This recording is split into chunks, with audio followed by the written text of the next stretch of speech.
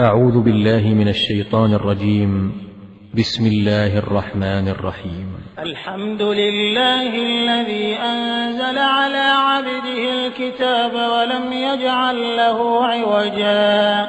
قيما لينذر بأسا شديدا من لدنه ويبشر المؤمنين الذين يعملون الصالحات أن لهم أجرا حسنا ماكثين فيه أبدا وينذر الذين قالوا اتخذ الله ولدا ما لهم به من علم ولا لآبائهم كبرت كلمة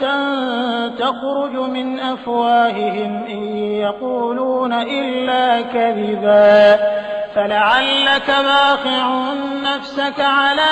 آثارهم إن لم يؤمنوا بهذا الحديث أسفا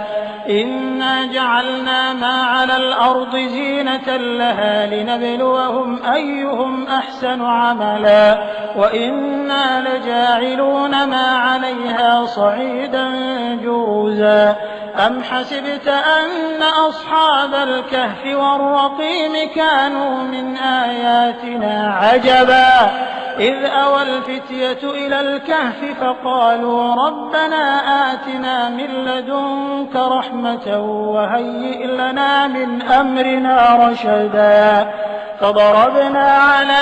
آذانهم في الكهف سنين عددا ثم بعثناهم لنعلم أي الحزبين أحصى لما لبثوا أمدا نحن نقص عليك نبأهم بالحق إنهم فتية آمنوا بربهم وزدناهم هدى وربطنا على قلوبهم إذ قاموا فقالوا ربنا رب السماوات والأرض لن ندعو من دونه إلها لقد قلنا إذا شططا هؤلاء قومنا اتخذوا من دونه آلهة لولا يأتون عليهم بسلطان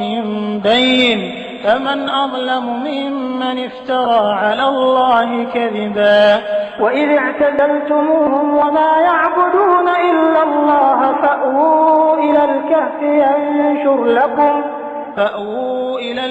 ينشر لكم ربكم من رحمته ويهيئ لكم من أمركم مرفقا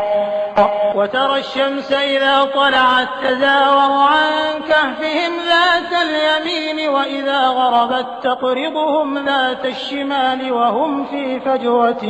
منه ذلك من آيات الله من يهد الله فهو المهتد ومن يضلل فلن